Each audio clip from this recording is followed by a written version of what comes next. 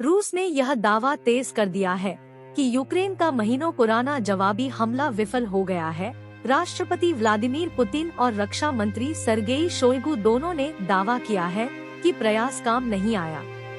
सरकारी TSS समाचार agency की रिपोर्ट के अनुसार रूसी सैन्य नेताओं के साथ एक कॉल में शोइगु ने दावा किया कि जवाबी कार्रवाई शुरू होने के बाद से यूक्रेन ने 66,000 से अधिक सैनिक और 7,600 हथियार खो दिए हैं। शोइगु ने कहा कि वर्तमान में सबसे तनावपूर्ण स्थिति दक्षिण पूर्वी जापोरिजिया क्षेत्र में है। जियोलोकेटेड फुटेज का उपयोग करते हुए वाशिंगटन DC स्थित think tank institute for the study of war ISW ने कहा कि यूक्रेनी लाइट इन्फेंट्री रूस के कुछ एंटी टैंक खाइयों और घने बारूदी सुरंगों से आगे बढ़ गई है, जो इसकी बहुस्तरीय सुरक्षा बनाते हैं। जापोरिजिया में हालांकि ISW ने कहा कि वह यह स्पष्ट करने में असमर्थ है कि क्या रक्षा का पूरी तरह से उल्लंघन किया गया था, क्योंकि क्षेत्र में कोई यूक्रेनी भारी कवच नहीं देखा गया था। अभी भी जापोरिजिया क्षेत्र में एक रूसी स्थापित अधिकारी व्लादिमीर रोगोव ने कहा कि रूसी सेना ने कथित तौर पर उनके पहले चैलेंजर 2 यूनाइटेड किंगडम आपूर्ति किए गए एक टैंक को नष्ट कर दिया। रोगोव ने कहा कि दक्षिण पूर्वी गांव रोबोटाइन के पास लड़ाई के दौरान टैंक में आग लग गई।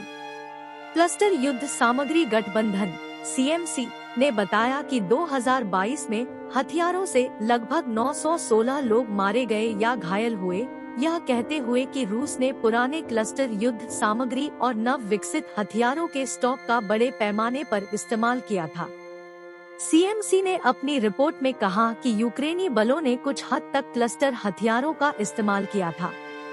रूस के बेलगोरोड क्षेत्र के गवर्नर व्याचेस्लाव ग्लैडकोव ने कहा कि यूक्रेनी गोलाबारी के कारण एक व्यक्ति की मौत हो गई और एक घायल हो गया।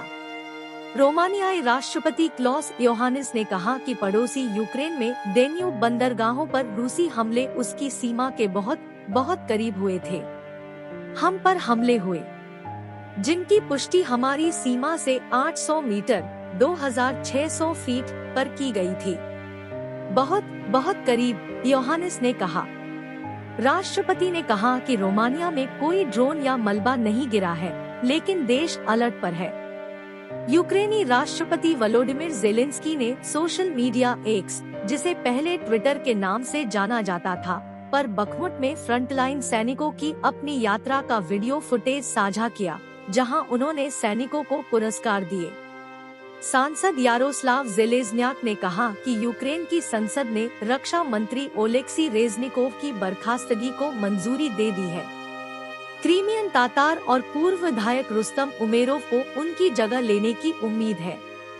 क्यूबा ने कहा कि उसने एक मानव तस्करी गिरोह का पर्दाफाश किया है, जिसने क्यूबा के नागरिकों को यूक्रेन में युद्ध में रूस के लिए लड़ने के लिए मजबूर किया था और द्वीप के अधिकारी नेटवर्क को निष्प्रभावी और नष्ट करने के लिए काम कर रहे थे।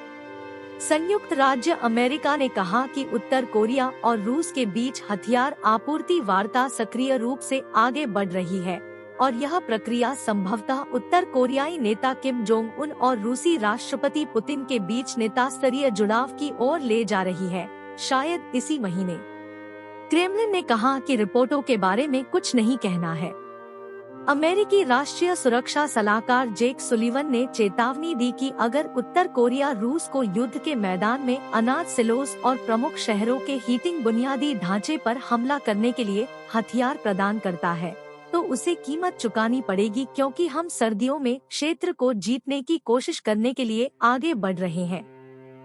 वह दूसरे संप्रभु राष्ट्र का है। सोची शहर में पुतिन के साथ बातचीत के बाद बोलते हुए तुर्की के राष्ट्रपति रेसेप तैयप एर्दोगन ने कहा कि उन्हें विश्वास है कि काला सागर अनाज समझौते को पुनर्जीवित करना संभव होगा, जिसने यूक्रेनी अनाज के सुरक्षित निर्यात को सक्षम किया था और जुलाई में रूस द्वारा छोड़ दिया गया था। एर्दोगन ने कहा, तुर्की के रूप में हमारा मानना है कि हम कम समय में ऐसे समाधान पर पहुंचेंगे जो उम्मीदों पर खरा उतरेगा। यूक्रेन के एक वरिष्ठ अधिकारी ने एर्दोगन के उस सुझाव को खारिज कर दिया कि कीव को अनाज समझौते को पुनर्जीवित करने के लिए अपना रुख नरम करना चाहिए। उन्होंने कहा कि यूक्रेन विलुप्तीकरण की नीति का समर्थन नहीं करेगा। राष्ट्रपति के सलाहकार माइखाइलो पोडोल्याक ने रॉयटर्स समाचार एजेंसी को बताया, आखिरकार यथार्थवादी बने और गैर मौजूद विकल्पों पर चर्चा करना बंद करें। रूस को और अपराध करने के लिए प्रोत्साहित करना तो दूर की बात है। विश्व धरोहर कार्यक्रम के प्रमुख लजारे एलोंडो असोमो ने कहा कि कीव के सेंट सोफिया कैथेड्रल और पश्चिमी यूक्रेनी शहर लवीव के ऐतिहासिक केंद्र को रूसी आक्रमण के कारण खतरे में यूनेस्को की विश्व धरोहर स्थलों की सूची में शामिल होना चाहिए। विश्व धरोहर समिति की बैठक 10 सितंबर से रियाद में होगी। रूसी विदेश मंत्री सर्गेई लावरोव नई दिल्ली में G20 बैठक से पहले 2 दिनों के लिए ढाका का दौरा करेंगे, क्योंकि मॉस्को बांग्लादेश के साथ द्विपक्षीय संबंधों को मजबूत करना चाहता है। हथियार निर्माता डाइहल डिफेंस के मुख्य कार्यक्रम अधिकारी हेराल्ड बुश्चेक ने कहा कि कंपनी को 2024 में कम से कम 8 IRIS-T मिसाइल रक्षा प्रणाली बनाने की उम्मीद है, जबकि इस साल यह 3 से 4 है। बुश्चेक ने कहा कि उसे अगले साल 500 से अधिक मिसाइलों का उत्पादन करने की भी उम्मीद है। अब तक जर्मनी ने रूसी मिसाइल हमलों के खिलाफ उपयोग के लिए यूक्रेन को 2 IRIS-T इकाइयों की आपूर्ति की है।